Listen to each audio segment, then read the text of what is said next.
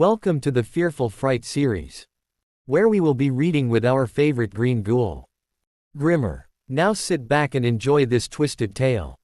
Today our story is called Bloopthorne.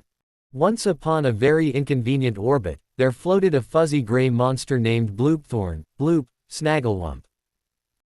Bloop was small, round, and extremely huggable looking, like a dust bunny that had achieved consciousness. He had 2 stubby arms, 3 toes on each foot, and 1 big, shiny black eye in the middle of his face. No one knew why he only had 1 eye. Bloop said it was because the universe ran out of eyes that day. Bloop lived on an asteroid called Crumb 77, which was about the size of a grocery store and smelled faintly of burnt marshmallows. Unfortunately, Crumb 77 had a problem. It was falling straight toward the moon. Bloop knew this because the asteroid's warning siren, a squeaky rubber chicken nailed to a pole, had started screaming.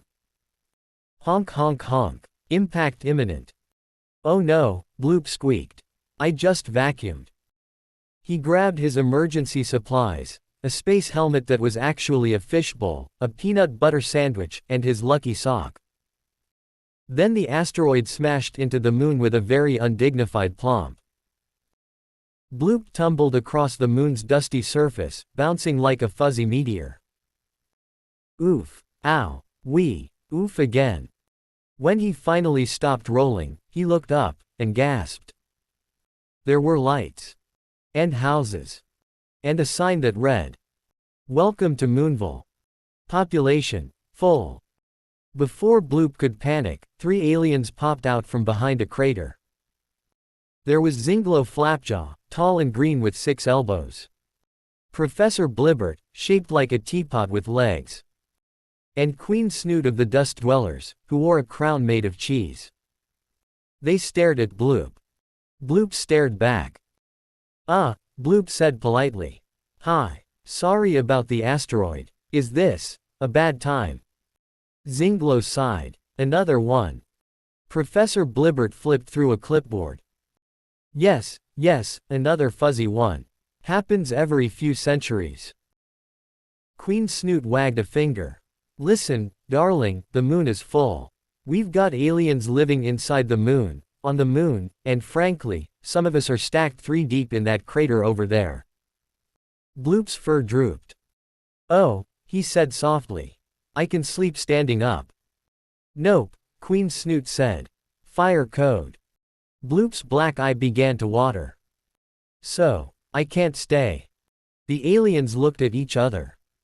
Then Zinglo leaned in and whispered the truth. Plot twist, kid, he said. The moon's not your destination. Professor Blibbert nodded. Never was. Queen Snoot pointed dramatically toward the blue marble floating in space. You've been assigned to Earth. Bloop blinked. Earth. With the humans. The screaming ones. Yes, said Zinglo. They need you. Why? Bloop asked. The aliens grinned.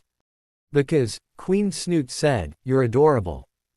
They strapped Bloop into a very questionable rocket labeled probably safe. With a cough and a wheeze, it launched him toward Earth. Bloop screamed the whole way. He crash-landed in a forest with a soft poof, landing in a pile of leaves. A group of campers stared at him. Bloop waved. The campers screamed. Bloop panicked and hugged them. They screamed more, but then stopped.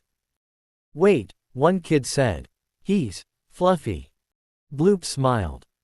And just like that, he became Earth's official friendly monster. He scared raccoons, hugged humans, and lived under a bed eating cookies. And somewhere on the moon, Queen Snoot smiled. Perfect fit, she said.